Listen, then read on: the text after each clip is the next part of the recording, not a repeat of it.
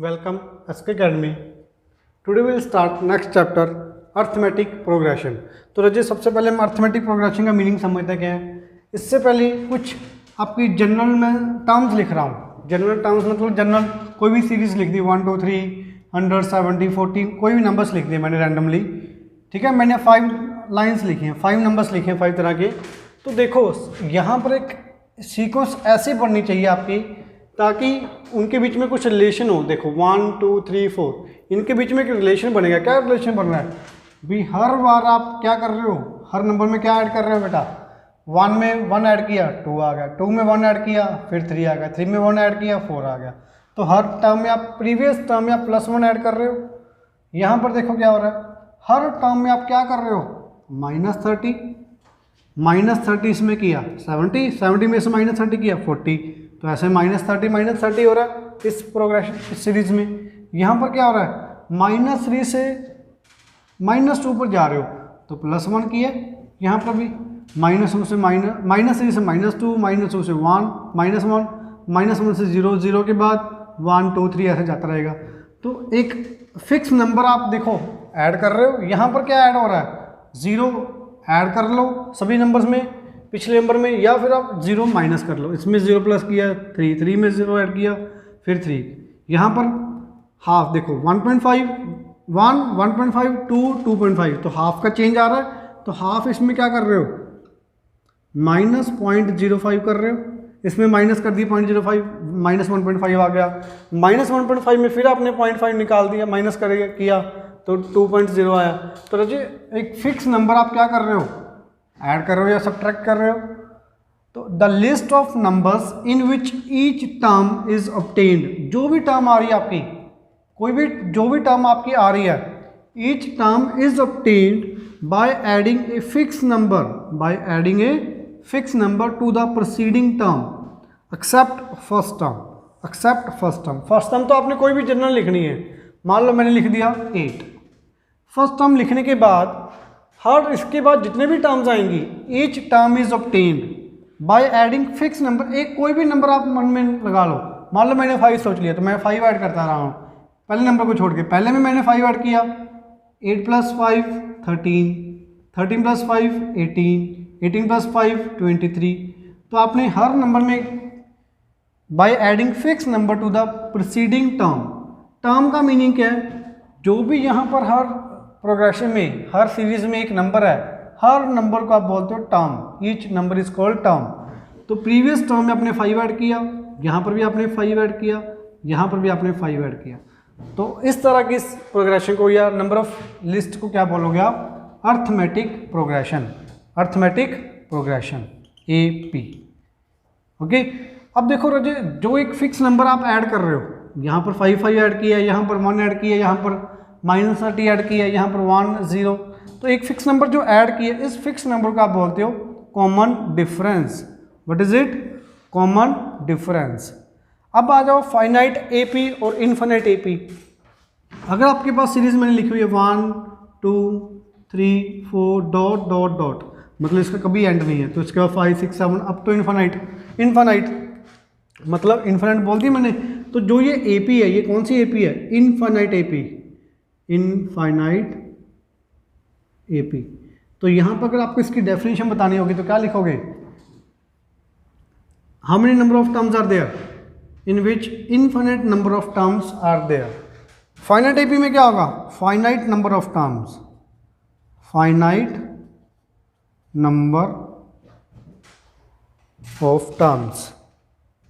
तो फाइनाइट में क्या लिखोगे फाइनाइट AP में फाइनाइट नंबर ऑफ टर्म्स। तो रजिक फॉर एग्जांपल कोई भी मैंने AP लिख दी 15 25 35 45, बस ये AP है मेरी। यहाँ पर एंड कर दिया 45 पे। तो जब मेरा एंड हो गया तो finite number of terms. If there is a finite number of terms then AP is called finite AP। तो रजी आपको मैंने बेसिक बताया AP का मीनिंग क्या है। AP आपकी कोई भी सीरीज है जिसमें एक फिक्स वैल्यू आप ऐड कर रहे हो पिछली टर्म में, तो कोई भी वैल्यू हो सकती है वो कोई भी। और जो ये कॉमन डिफरेंस आपका प्लस में भी हो सकता है फिक्स वैल्यू, माइनस में भी हो सकती है फिक्स वैल्यू, और 0 भी हो सकती है। चेक करो यहाँ पर क्या है 0। 3 3 3 3 2 2 2 2, ये भी आपकी क्या है, एक AP है जिसका कॉमन डिफरेंस कितना है, 0, मतलब आप 0 0 माइनस कर लो या 0 0 प्लस कर लो।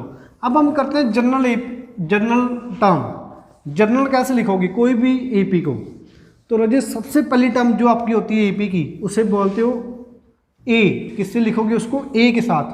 First term is always denoted by A and the common difference is always denoted by A plus D। अगर आपकी कोई भी टर्म, फर्स्ट वाली टर्म जो है वो A आपकी और कॉमन डिफरेंस D का मतलब क्या, आप D इसमें ऐड कर रहे हो। जब मैंने A में D ऐड किया तो क्या बन जाएगा, A प्लस D। अब इसमें फिर ऐड करो D, कितना बनेगा, A प्लस 2D। इसमें फिर D ऐड करो, A प्लस 3D। तो जी आप चेक करो, आपने D ऐड किया, यहाँ पर भी आपने D ऐड किया, यहाँ पर भी आपने D ऐड किया और यहाँ पर भी आपने D ऐड किया। तो अगर आपने फिक्स नंबर ऐड किया फर्स्ट नंबर को छोड़ के, यहाँ पर फर्स्ट नंबर तो आपको पता नहीं, आपने फिक्स ले लिया, कोई भी एक नंबर ले लिया, तो आपने D ऐड कर रहे हो। तो रजिए आपका कॉमन डिफरेंस A आपका first term, A is your first term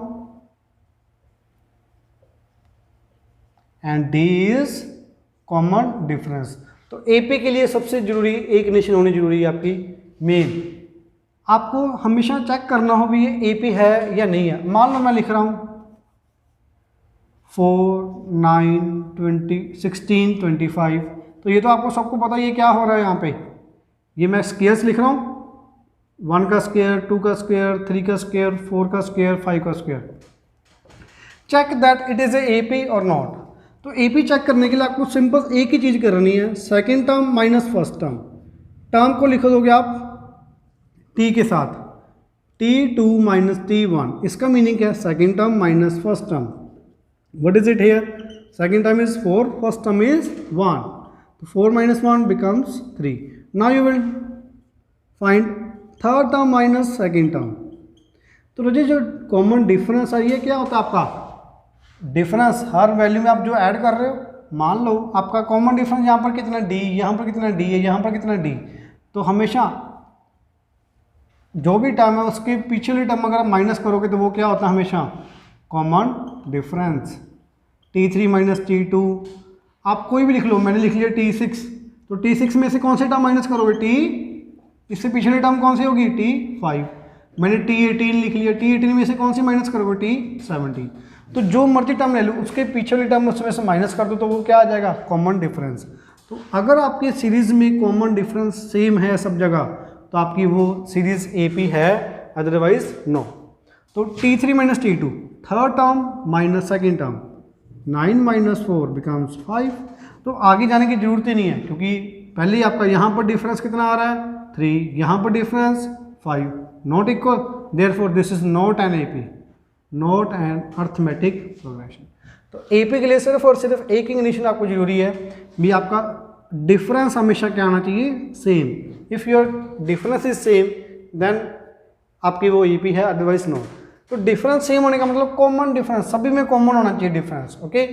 तो रजी अब आपको मैं कुछ एग्जांपल्स करता हूँ आपकी बुक की। पहली एक्सरसाइज आपकी बहुत ईजी है, let us take some examples. First example is for AP 3/2 1/2 -1/2। तो रजी पहले एग्जांपल में तो कुछ भी नहीं है, उन्होंने पूछा है right the first term and common difference. तो फर्स्ट टर्म क्या आपकी गिवन ही है ना, 3/2 1/2 -1/2 -3/2 डॉट डॉट डॉट। तो ये तो आपको AP दी हुई है, AP में दी है तो बस ठीक है, AP में है ये। फिर तो आपको फर्स्ट टर्म बतानी है, A equals to 3/2। You will write first term equals to A equals to 3/2। Now you have to find common difference. Common difference is T2 minus T1। What is second term, 1/2 minus what is first term, 3/2। Now subtract it, 1 minus 3 minus 2/2, it will come -1। तो your common difference is -1। मैंने ये T2 minus T1 लिया, आपका मन करता है आप T3 minus T2 ले लो, वो भी क्या आएगा 101%, आपका -1 ही आएगा। किसी का मन करता है T4 माइनस T3 निकाल लो, वो भी आपका -1 ही आएगा क्योंकि AP में गिवन है। तो AP गिवन है तो आपका कॉमन डिफरेंस सभी में क्या होगा, same. Now second example, for which आपको सीरीज दी हुई है, नीचे नंबर्स लिस्ट दी हुई है रजे, आपको बताना है ये एपी में है या नहीं है। अगर वो एपी में है तो आपको नेक्स्ट 2 टर्म्स बतानी है। तो सबसे पहले टर्म देखो, example second first part 4 10 16 22 dot dot dot. तो रजे पहली टर्म माइनस फर्स्ट टर्म तो आपकी 4 है, तो कॉमन डिफरेंस निकालते हैं T2 minus T1। Now tell me second term minus first term, what is it? 10 minus 4, 10 minus 4 it will come 6। Third term minus second term निकालते हैं आप। Third term how much it is 16, first term is 10 it will come also 6। अब fourth term निकालते हैं, fourth term minus third term 22 minus 16 it will come also 6। तो रजा आपको अगर और कोई दी होती तो आप वो भी निकालते। तो यहाँ पर देखो difference 6 6 6, yes it forms an AP. ये एपी तो है रजे, एपी है तो आपको अगली टर्म्स बतानी है। तो खुद बताओ कॉमन डिफरेंस कितना है 6, तो आपका 4 10 16 22। तो 22 में क्या ऐड करोगे, जो आप पहले ऐड करते हैं 6 6 ऐड किया है, तो इसके बाद भी क्या करोगे, ऐड करोगे 6। 22 प्लस 6 28, इसमें 6 ऐड करो 34। इसमें आपको 2 टर्म्स ही पूछी, आपसे जितनी मर्जी पूछी आप उतनी बता दोगे। तो first of all you have to find common difference. If common difference is same then this form an AP, otherwise no. Now second part 1 -1 -3 -5 dot dot dot. तो रजे T2 माइनस T1 निकालते हैं, second term minus first term, -1 minus of 1 minus into minus minus become plus, -2 will come T3 minus T2। अब T3 minus T2 निकालते हैं, -3 minus of -1, now -3 minus minus plus +1, तो -3 + 1 -2। Then you will find T4 minus T3। Fourth term is -5 minus third term is -3, -5 minus minus plus it will come also तो -3। तो वैसे check करो difference how much, -2 -2 -2। तो आपका -2 difference आ रहा है। तो चेक करो आपकी जो first second third fourth term आ चुकी है। फिफ्थ टर्म क्या होगी, जो भी फोर्थ टर्म है -5, इसमें क्या ऐड करोगे -2, क्योंकि आपका कॉमन डिफरेंस क्या है -2। तो 5 माइनस माइनस प्लस माइनस, तो -5 -2 -7। तो योर T5 इज -7। देन -7 में फिर -2 ऐड करोगे -9 -11, ऐसा से जाता जाएगा जी। ठीक है, तो आपका फर्स्ट पार्ट भी आपका एपी में है, दूसरा पार्ट भी आपका एपी में है। थर्ड पार्ट निकालते हैं अभी आप। थर्ड पार्ट में आपको दिया हुआ है -2 2 -2 2। तो देखने से कई बार लगता है ये एपी में है, चेक करते हैं एपी में है। हमेशा देख के गैस नहीं करना भी एपी में है कि नहीं है, हमेशा कॉमन डिफरेंस आप निकालोगे फिर आप बताओगे। Third part first term is -2, second 2 -2 2 -2 dot dot. तो रजी T2 माइनस T1, तो second term what is it 2, first term -2, तो second term minus first term, minus minus plus difference is 4। तो जब आपने फर्स्ट 2 टर्म्स का डिफरेंस निकाला it will come 4। Now third term minus second term, third term how much -2 minus second term 2, minus minus become plus -4। आगे जाने की जरूरत ही नहीं है। -4 4, नॉट एन एपी, तो ये आपकी एपी नहीं है। Okay, now fourth part 1 1 1 2 2 2 3 3 3। देखने से लगता है कई बार ये एपी है। यहाँ पर भी देखो आप डिफरेंस, जब आप T2 माइनस T1 निकालोगे, second term minus first term 1 -1 0, third term minus second term 1 -1 0। तो बच्चे 2 निकाल के आंसर यस लिख के आ जाते हैं। बट आप आगे भी तो निकालना, जितने भी ये दिए वो निकालने पड़ेंगे आपको हमेशा। T4 minus T3, fourth term -1 2 -1 1। तो यहाँ पर डिफरेंस लग लगा आ गया, यहाँ पर 0 था, यहाँ पर 1 आ गया। When difference is not equal then this is not AP, तो ये भी आपकी एपी नहीं है। ओके, तो रजे आपका सेकेंड एग्जाम्पल करवा दिए, फर्स्ट एग्जाम्पल करवा दिया। तो आपको इसके बाद फर्स्ट एक्सरसाइज आपको करनी है कंप्लीट फेयर नोटबुक पे। तो फर्स्ट एक्सरसाइज के आपके जो फर्स्ट पार्ट क्वेश्चन है वो आपको मैं करवा देता हूँ, क्योंकि उसमें थोड़ा सा स्टेटमेंट में आपको समझाना है। देख लो उसमें क्या है, आपको स्टेटमेंट दी हुई हैं, कंडीशंस दी हुई हैं और आपको बताना है भी ये एपी है या नहीं है। तो मैंने शॉर्टकट में लिखा हुआ थोड़ा सा राइट साइड में देखो रजे, taxi fare for first kilometre. उन्होंने बताना है, पूछा भी टैक्सी फेयर जो भी होगा क्या वो एपी फॉर्म करेगा या नहीं करेगा। चेक करते हैं। जो भी आपका फेयर है रजे, फर्स्ट किलोमीटर का आपको 15 रुपीज़ दिया उन्होंने, 15 रुपीज़। तो अगर आप आगे जाओगे 2 किलोमीटर जा रहे हो तो 2 किलोमीटर के फर्स्ट किलोमीटर के 15 बन गए, और उसके बाद उन्होंने बोला एडिशनल चार्जेस लगेंगे 8 रुपीज़ पर किलोमीटर। उसके बाद जितना भी आगे जाएगा, तो पहले किलोमीटर के 15 आगे, दूसरे किलोमीटर के 8, तो फिर उसको कितने रुपये देने पड़ेंगे, 15 + 8। फर्स्ट किलोमीटर के आपके रुपीज़ आए 15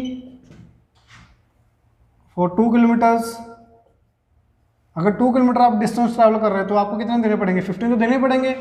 उसके बाद 8 रुपीज़ और ये कितने बने 23।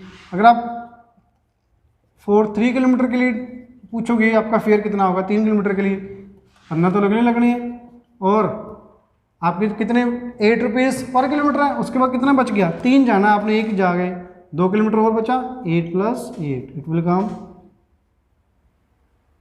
31।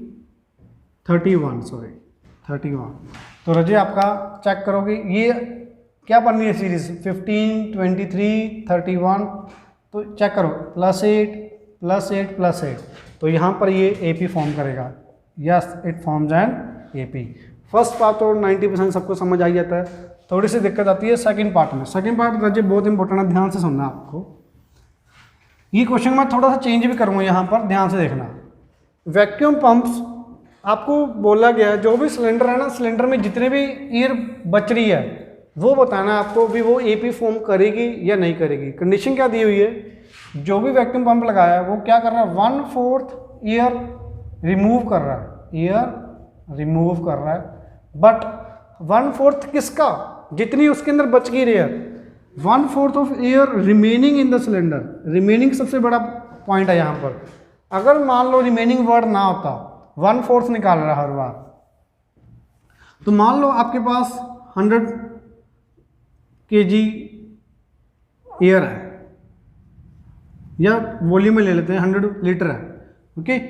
तो अगर आपके पास एयर आपके पास 100 लीटर है, 1/4 निकाल दी, 1/4 of 100 how much it is 25 litre निकाल दी, तो कितनी बच गई 75 लीटर, 75 लीटर बच गई। फिर उसने 1/4 निकाल दी, 1/4 निकाल दी, फिर 20 फिर निकल जाएगी, फिर कितनी रह जाएगी 50 रह जाएगी। फिर 1/4 निकाल दी, 25 कितनी रह गई 25। अगर उसने रिमेनिंग ना लिखा होता, हर बार 1/4 निकाल रहा है, 1/4 का मतलब 25 लीटर, मतलब जो पंप ने एयर निकालनी है वो कितनी निकालनी है 25 लीटर निकालनी है हर टर्न में। पहली बार में उसने 25 लीटर बाहर निकाल दी, दूसरी में भी, तीसरी में भी। तो जो एयर बचेगी कितनी बची, पहली बार 75, दूसरी बार 50, तीसरी बार 25। तो ऐसे ऐसे करते, तो ये तो एपी फॉर्म करेगी। ये देखो, ये चेक कर लो, आपका डिफरेंस आएगा -25, तो ये एपी फॉर्म करेगा। बट यहाँ पर इन्होंने बोला है जो 1/4 रिमूव कर रहा है किसका, जितनी एयर उसके अंदर बच गई उसका 1/4 रिमूव कर रहा है। पहले आपकी 100 लीटर थी, 25 रिमूव कर दी, तो रिमेनिंग कितनी रहेगी, मैं रिमेनिंग लिखूँ क्योंकि उन्होंने एयर जितनी बची है उसका पूछा भी वो एपी फॉर्म करेगी या नहीं। 75 लीटर बच गई। अब 75 का 1/4 निकालना है।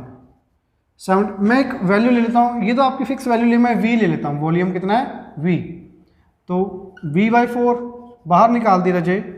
अगर V/4 बाहर निकाल दी कितनी बच गई, तो ये आपके पास आएगा आई थिंक 3V/4। ये इतनी आ गई, इतनी एयर बच गई पहले।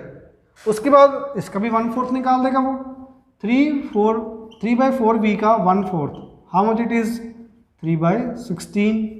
रजी इतनी उसने बाहर निकाल दी, कितनी बच जाएगी अब, पहले कितनी बची थी 3/4V, इतनी बड़ी हुई थी, इतनी उसने क्या कर दी निकाल दी रजे, तो कितनी बचेगी V आ गया। और यहाँ पर आपका जब एलसीएम लेके निकालोगे तो ये 16, 4 × 12 - 9, तो 9/16 V आ जाएगा, ठीक है। अब ये बच गई, अब इसका भी 1/4 निकाल लो। 9/16 v का 1/4 निकालोगे एयर। देखिए जो ये क्वांटिटी है ये एयर है, एयर रिमूव की है, ये रिमेनिंग एयर है। ध्यान से देखो, सबसे पहले उसके सिलेंडर में कितनी एयर है, ये है v थी पहले, v में 1/4 निकाल दिया, ये है एयर रिमूव, एयर रिमूव, जो एयर रिमूव हो रही है 1/4 कितनी 100, 1/4 ऑफ v तो v/4, तो v माइनस v/4, रिमेनिंग कितनी बच गई 3v/4। अब अगली बार कितनी निकालेगा 3v/4, जितनी बच गई उसका 1/4, इसका 1/4 किया आपने तो ये आएगा आपके पास 3/16v। इतनी एयर रिमूव कर दी, बची पड़ी कितनी थी पहले उसमें 3v/4, इतनी उसमें पड़ी हुई थी, इतनी निकाल दी, तो अब कितनी बचेगी, दोनों को माइनस कर दिया, ये आएगा 9v/16। अब कितनी निकालेगा एयर रिमूव, अगले थर्ड केस में रिमूव कितनी होगी एयर 9/64v, इतनी रिमूव कर दी रजे, पड़ी कितनी हुई थी इसमें 9/16 पड़ी थी, 9v/16 भी 9v/16 पड़ी हुई थी, 9/64v निकाल दी एयर, बचेगी कितनी 64, और आई थिंक ये आएगा 27v। तो रजी चेक करो, ये इनका डिफरेंस, इनका डिफरेंस, इनका difference, second term minus first term, third term minus first term, second term, तो ये आपका डिफरेंस जो आएगा वो कभी भी सेम नहीं आएगा। अगर ये सेम नहीं है तो this not form an AP. अगर यहाँ पर रिमेनिंग लिख दिया तो ये एपी नहीं फॉर्म करेगा। अगर रिमेनिंग नहीं लिखा होता, हर बार फिक्स रिमूव कर रहा है तो हर बार उतनी अकॉर्डिंग बचेगी एयर, तो फिर आपकी एपी फॉर्म करेगा। ओके, तो this not form an AP. तो आपको अगर कॉपी में करना होगा तो आप ऐसे वी लेके ही करोगे। नाउ थर्ड पार्ट में क्या दिया, तो रजी कुआं खोद रहे हो आप, डिगिंग कर रहे हो, तो कॉस्ट ऑफ डिगिंग आपको बताई हुई है। अगर आप डिगिंग की कॉस्ट उन्होंने बताया, जो पहला 1 मीटर डिग कर रहे हो उसकी कॉस्ट दी हुई है आपको 150 रुपीज़। भी आपने अगर 1 मीटर डिग किया है तो उसकी कॉस्ट है 1, तो 1 मीटर के लिए आपकी कॉस्ट दी हुई है 150 रुपीज़। अगर आप 2 मीटर डिग करोगे तो उसकी कॉस्ट कितनी होगी रजे, 150 तो लगने ही लगने हैं प्लस, उसके बाद उन्होंने बोला 50 रुपीज़ पर मीटर, 50 रुपीज़ पर मीटर, तो 50 रुपीज़ और लग जाएंगे, तो ये आ गया रजे 200 रुपीज़। अगर आपने 3 मीटर डिग की है तो फिर कितने लगेंगे, 150 तो लगने लगने हैं, और 50 पर मीटर है, 2 मीटर और है, तो 50 + 50 इट विल कम 250। तो रजे आप चेक करो, 150, 200, 250, कॉमन डिफरेंस आपका 50 आ जाएगा, तो this form an AP, yes this is AP. तो ये आपकी एपी है। अब फोर्थ पार्ट आपका फिर इंपॉर्टेंट है रजी, सेकंड और फोर्थ पार्ट आपका थोड़ा ज़्यादा इंपॉर्टेंट है। सेकंड पार्ट में मैं थोड़ा सा चेंज करूँगा, ध्यान से देखना। पहले मैं आपको ये क्वेश्चन नहीं करवा रहा हूँ, मैं आपको एक और क्वेश्चन करवा रहा हूँ। सिंपल इंटरेस्ट का फॉर्मूला आपको सबको पता ही है, PR/T/100। आपका आर मैं मान रहा हूँ, फॉर एग्जाम्पल मैं एग्जाम्पल लेके चल रहा हूँ, 1% पर एनम दिया है, नहीं 1% नहीं 5% पर एनम ले लेते हैं, और टाइम आपका 1 ईयर, ठीक है, और प्रिंसिपल आपका पी ही लेके चलता हूँ मैं, या एक्स ले लेता हूँ। तो जी सिंपल इंटरेस्ट निकालते हैं। अमाउंट बतानी है आपको, जो भी आपका अमाउंट होगी हर साल के बाद जो भी अमाउंट होगी, क्या वो एपी फॉर्म करेगी या नहीं करेगी। आपने जितने भी पैसे जमा कराए हैं वो एक्स इंटू आर की वैल्यू 5, टी की वैल्यू 1 और 100, तो रजी आपका आएगा 5x/100, 5x/, तो ये इंटरेस्ट आया, और आपकी प्रिंसिपल कितनी है x, तो x + 5x/100, ये आपके पास क्या आ गया, पहले ईयर की अमाउंट आ गई। अब दूसरे ईयर की निकालते हैं। दूसरे ईयर के लिए आपकी अमाउंट क्या होगी, प्रिंसिपल, सिंपल इंटरेस्ट निकालते हैं पहले, दूसरे साल के बाद कितना आएगा SI2, प्रिंसिपल आर की वैल्यू 5, टाइम आपका 2 साल हो जाएगा अब दूसरे साल के लिए, तो जब आप ये निकालोगे तो 10x/100 आएगा ये। तो आपका जो अमाउंट होगी ये कितनी आएगी, प्रिंसिपल कितना है x, और अमाउंट आपकी 10x + 100, तो ये आपकी आ गई A2, मतलब सेकंड ईयर के बाद आपकी अमाउंट। थर्ड के लिए निकालते हैं, थर्ड के सेकंड के बाद निकालते हैं, 3 साल में, 3 साल का इंटरेस्ट कितना मिलेगा, x × 5p, टी आपका अब 3 बन जाएगा, तो दिस विल कम 15x/100। तो रजिए आपका SI3 simple interest for third year 15x/100, तो आपका अमाउंट A3 कितना होगा, x आपका principal plus 15x/100, this is your amount.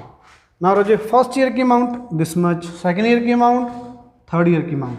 अब आप चेक करो ये AP फॉर्म कर रहे हैं कि नहीं, तो मैं क्या करूँगा A2 - A1 यही करके देखूंगा ना, मुझे कैसे पता लगेगा। तो रजिए जब आप इस टर्म में से ये माइनस करोगे तो x कैंसिल हो जाएगा, 10x/100 minus 5x/100, this will come 5x/100। तो यहाँ पर आपका डिफरेंस आया 5x/100। अब A3 - A2 निकालो, यहाँ पर भी x कैंसिल हो जाएगा, 15x/100 माइनस 10x/100, तो how much it will come, 15 - 10 5x/100। तो यहाँ पर भी आपका डिफरेंस कितना आया 5x/100, यहाँ पर भी डिफरेंस कितना आया 5x/100। तो मतलब कोई भी आपका प्रिंसिपल हो, रेट ऑफ इंटरेस्ट आपका 5% है, टाइम आपका हर साल के मैं निकाल रहा हूँ, क्या वो अमाउंट आपकी AP फॉर्म करेगी या नहीं करेगी, तो आपका क्या आंसर आएगा, यस। तो ये आपकी AP फॉर्म करेगी, चेक कर लो आप, पहले साल के लिए आपकी A2 - A1 निकाला, A3 - A1 निकाला, डिफरेंस अगर सेम आ गया, therefore this form an AP। अगर ये AP फॉर्म कर रहा है तो अभी सेम क्वेश्चन मैं कर रहा हूँ कंपाउंड इंटरेस्ट के लिए, किसके लिए, कंपाउंड इंटरेस्ट के लिए। तो आपको कंपाउंड इंटरेस्ट का सीधा फॉर्मूला पता होगा, जो आपने किया हुआ प्रीवियस क्लासेस में, मैं अब यहाँ पर सीधा फॉर्मूला लिखूंगा। अब इन्होंने पूछा क्वेश्चन में amount when the money deposited, P आपको दिया हुआ यहाँ पर 1000 rupees, rate of interest 8%, rate of interest is 8%।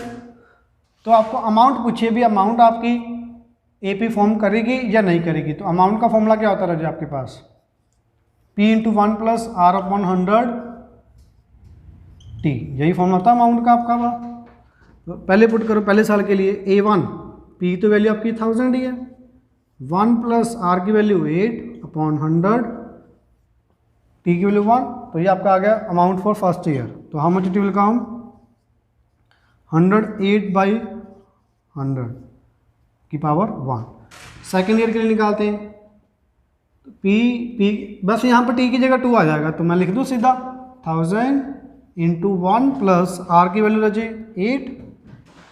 8/100 की पावर, यहाँ पर पावर कितनी आ जाएगी 2, तो ये आएगा 1000 × 108/100 रेज़्ड टू पावर 2।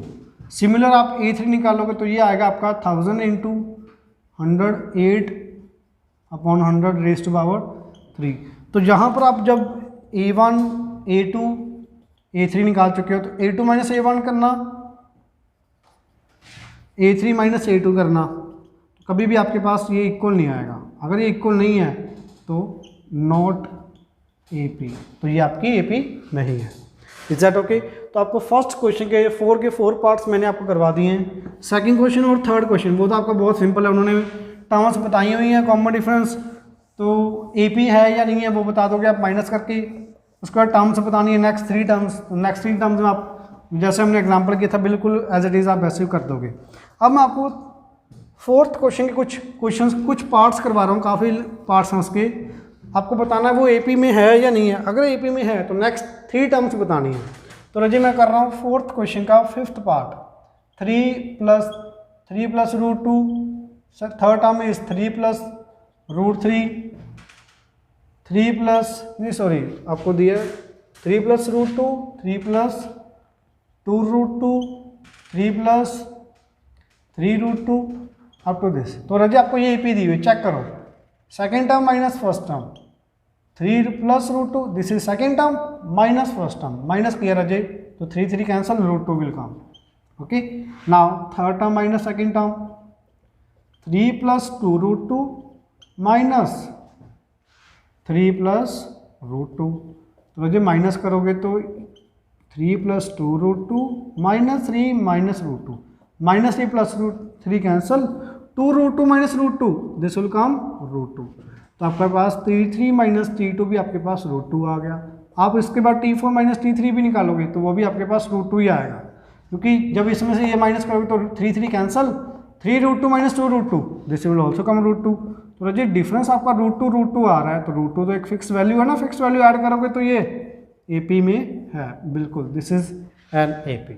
अगर AP है तो इसके बाद वाली टर्म बता सकते हो तो इजीली 3 + 2√2, 3 + 3√2, उसके बाद 3 + 4√2, 3 + 5√2, 3 + 6√2, जितनी मर्जी बताते जाओ, बस उसमें एक ऐड करते जाओ √2। Okay, now next part 11th part I will do here. a square a³ a⁴ ...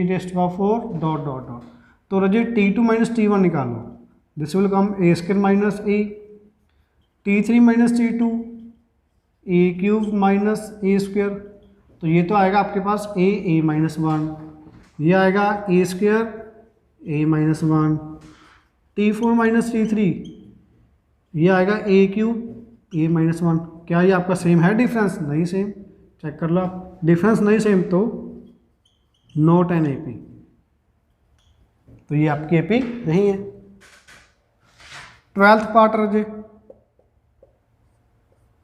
√2 √8 √18 √32। तो कुछ बच्चे क्या करेंगे, रूट को नहीं सोल्व करते, 2 8 6 18 को देखने लग जाते हैं, कभी भी नहीं ऐसे करना। तो पहले तो रूट को सोल्व करो। 8 को क्या ले सकते हो, 2√2 फैक्टर्स बना के, 18 के फैक्टर बनाओ सॉरी 18 के फैक्टर बनाओगे तो रजिए 2 × 3 × 3 बनेंगे, तो ये आपका आएगा 3√2। 32 के फैक्टर्स बनाओगे तो ये बनेंगे 2 × 4 × 4, तो इससे लिख लोगे 4√2। अब आप चेक करो ये AP में है कि नहीं है। 2√2 - √2 √2, 3√2 - 2√2 √2, 4√2 - 3√2 √2, सभी में डिफरेंस कितना आ रहा है, √2 तो 4√2 के बाद क्या आएगा, 5√2 6√2 7√2। बट आपका फाइनल आंसर ये नहीं होगा, क्या आएगा आंसर, जैसे इन्होंने दिया हुआ है।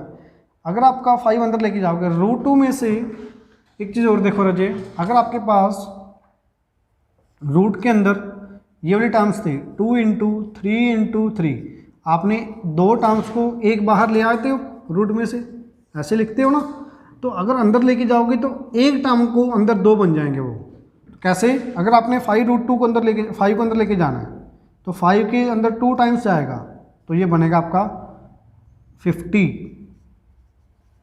तो ये बनेगा आपका 50। अगर आपके 6√2 को लिखोगे तो क्या बनेगा, ये 6 × 6 × 2, तो दिस विल कम 72। अगर 7 को लेके जाओगे तो 7 × 7 × 2, तो ऐसे आप लिखोगे। ओके, तो now your first exercise is done. Now you have to complete exercise all questions of first exercise on your fair notebook. एक पार्ट और करवा देता हूँ राजा आपको, यहाँ पर मैं √13th part I think, √3 √6 13th part, √3 √6 √9 √12। Check करो यहाँ पर डिफरेंस 3 आ रहा है, बट देखने से AP लग रही है, चेक करो AP में है कि नहीं। तो √6 को क्या लिख सकते हो, √6 ही रहेगा। √9 को 3 लिख सकते हो। 12 को क्या लिख सकते हो, अभी फैक्टर बनाने सिखाए थे आपको, 12 को लिख लोगे 2 × 2 × 3, तो ये बन जाएगा 2√3 2√3। तो now you find difference here, T2 - T1 √6 - √3, T3 - T2 3 - √6। तो रजा आपका कभी भी इक्वल नहीं होगा, अगर ये इक्वल नहीं है तो ये AP नहीं है, तो this is also not an AP, तो ये आपकी AP नहीं है। अगर AP नहीं है तो फिर आप स्केलर टर्म्स कैसे लिखोगे। Okay, now your first exercise 5.1 completed. Now you have to complete 5.1 on your fair notebook. अगर आपको कोई डाउट होगा तो आप कमेंट सेक्शन में पूछ सकते हो।